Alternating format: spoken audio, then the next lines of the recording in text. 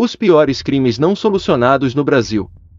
Muitos dos crimes não solucionados no Brasil ainda reverberam pelo país. Alguns deles chegaram a influenciar o rumo político da nação, outros geraram fortes movimentos de indignação social. Ainda hoje são enigmas. Assassinato e tortura da garota Araceli. Em 18 de maio de 1973, um eletricista espanhol notou que sua filha de 8 anos não tinha voltado para casa. Desesperado, o morador da cidade de Serra, estado do Espírito Santo, distribuiu fotos de sua filha, Araceli Cabreira Crespo, para os jornais locais, buscando descobrir se alguém havia visto sua filha. 6 dias depois, a busca terminou. O corpo de Araceli foi encontrado atrás do Hospital Infantil de Vitória, capital do estado. A garota foi raptada, violentada, assassinada e carbonizada. Seu corpo estava todo corroído com ácido. O perito designado para o caso, Nilson Santana, afirmou que a garota sofreu traumas enquanto estava viva e depois foi sedada. O promotor do caso, Volmar Bermudes, acusou a família Michelini de ter cometido o crime, Dante Filho e Elau pelos abusos e homicídio e o pai deles, Dante Michelini, por ter permitido o cárcere da garota. Os 3 foram condenados pelo juiz de primeira instância, mas, ao recorrerem da decisão, foram absolvidos pelas instâncias superiores. Não havia provas materiais do crime. A condenação foi feita através de testemunhas e possibilidades circunstanciais, de acordo com o juiz Hilton Cille, o juiz de primeira instância que os condenou. O juiz levou 5 anos para estudar o caso e redigiu uma sentença final de 700 páginas, afirmando não haver provas concretas contra os 3. Mesmo inocentados, parte do povo capixaba permaneceu indignada com os 3 durante anos. Protestos foram feitos para alterar o nome da rua Dante Michelini, de Vitória. O nome da rua é uma homenagem ao pai de Dante, o suposto carcereiro, e avô de Dantinho, o suposto assassino. Em 2013, após o caso de Araceli completar 40 anos, manifestantes da cidade do Espírito Santo mobilizaram-se para alterar o nome da rua. Adesivos com o nome da garota foram colados nas placas da rua Dante Michelini. O caso da garota Araceli incentivou o governo federal a instituir o Dia Nacional de Combate ao Abuso Sexual contra Crianças. A data foi fixada no dia 18 de maio, quando Araceli foi raptada. Caso Celso Daniel. O caso Celso Daniel chocou o Brasil em 2002 e ainda repercute por todo o país. O prefeito de Santo André, Celso Daniel, era um dos políticos mais cotados para grandes cargos políticos do Partido dos Trabalhadores PT. Saindo de uma churrascaria, em um dia normal, foi abordado por diversos carros em uma área residencial. Celso foi sequestrado e assassinado de forma brutal, sem pedido de resgate. A história fica ainda mais enigmática e fúnebre com o passar do tempo. 7 pessoas que testemunharam o caso foram assassinadas em circunstâncias suspeitas. Diante de tantas mortes e do envolvimento dos principais políticos do país, a série de investigações criminais, Investigação Paralela, levantou 2 hipóteses principais. O envolvimento do PT é uma das teorias. Assassinato de PC Farias. Paulo César Farias foi tesoureiro e coordenador da campanha de Fernando Collor de Mello, o primeiro presidente eleito desde a ditadura militar. PC não possuía um cargo público formal no governo Collor, mas atuava como principal conselheiro do presidente. Em maio de 1992 começam a vir à tona denúncias de corrupção que apontavam PC Farias como o líder de um esquema de desvios de verba pública, um total estimado no valor de US$ 1 bilhão. Nesse momento, PC começou a ser procurado pela Polícia Federal e pela Interpol. Imediatamente o tesoureiro fugiu do Brasil, deslocando-se por vários países com documentos falsos, passando-se por um príncipe árabe. Em uma fuga digna de Hollywood, PC acabou sendo preso, mas, após ser solto e ter agendado depoimentos sobre os esquemas de corrupção do governo Collor, Paulo César foi assassinado em sua própria casa. Desde então uma questão ficou no ar: quem matou PC Farias? Os autores materiais foram descobertos depois de anos, mas o autor intelectual e sua motivação permanecem um mistério. Assassinato de Marielle Franco.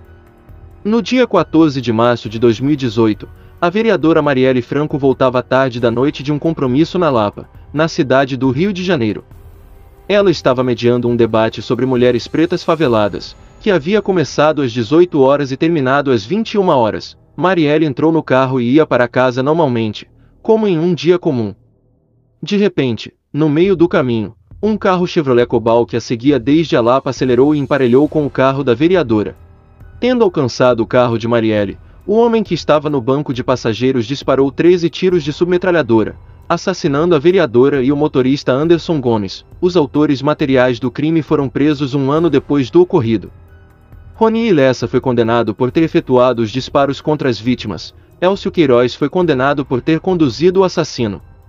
Contudo, apesar dos executores do crime terem sido encarcerados, o autor intelectual do crime ainda é um enigma. Não se sabe por que os dois criminosos mataram a vereadora. Os dois executores se declararam inocentes. O caso ganhou comoção internacional.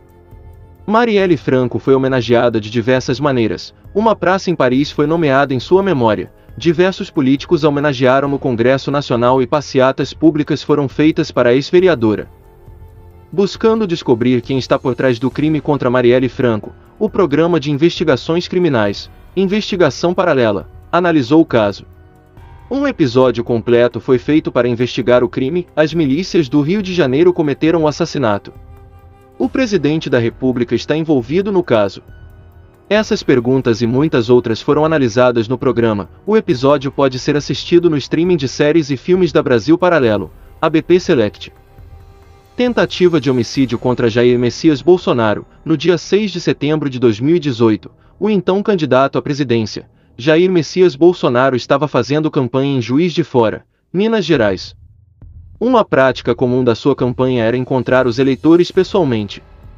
Seus comícios arrastavam multidões para locais abertos, não havia estrutura específica para os eventos. Em Juiz de Fora, milhares de pessoas foram receber o candidato. Abruptamente, no meio do evento, um homem da multidão deu uma facada na barriga do candidato. Bolsonaro foi levado para o hospital imediatamente. O golpe foi desferido de maneira profissional, deixando Jair Bolsonaro perto da morte. O criminoso era Adélio Bispo, um homem que não tinha emprego nem casa. Adélio já tinha sido membro do PSOL, Partido Socialismo e Liberdade, um dos principais grupos de oposição a Jair Bolsonaro. No dia do atentado contra a vida do então candidato, 2 registros na Câmara dos Deputados apontam que Adélio entrou no prédio, em Brasília. A administração da Câmara dos Deputados afirmou que foi um erro interno. Até hoje esta versão foi aceita, sem demais investigações. Adélio Bispo também foi preso com 4 celulares e um notebook, mesmo afirmando estar desempregado. No momento da prisão de Adélio Bispo, no mesmo dia do atentado, 3 advogados se apresentaram para defendê-lo. Deslocaram grandes distâncias em jatos particulares para encontrar o criminoso. Os advogados afirmaram que o financiador de seus serviços firmou contrato com cláusula de confidencialidade, não revelando quem pagou os honorários de seus serviços.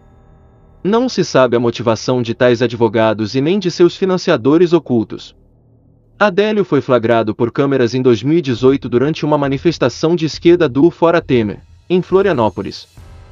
Nas redes sociais, Adélio defendia o comunismo, curtia a página de Lula e compartilhava vídeos elogiando o ditador Nicolás Maduro. A Polícia Federal afirma que o crime contra Jair Bolsonaro não possui uma organização por detrás, sendo responsabilidade única de Adélio Bispo. Adélio foi diagnosticado com transtorno delirante persistente, sendo considerado pela justiça brasileira como uma pessoa que não pode ser culpada devido aos seus problemas mentais. Contudo, a Justiça determinou a internação compulsória de Adélio na Penitenciária Federal de Campo Grande, por tempo indeterminado. Segundo o juiz do caso, o tempo de encarceramento irá durar até a observação do fim da periculosidade de Adélio. Para muitas pessoas, o crime contra Jair Messias Bolsonaro permanece não resolvido. As perguntas mais feitas são: quem financiou os advogados de Adélio? Quem financiava Adélio antes do crime, quando não trabalhava e não possuía moradia fixa? E assim chegamos ao final desse vídeo. Se você gostou do vídeo, deixe sua curtida. Se inscreva para receber novos. Obrigado por assistir até aqui, e até mais.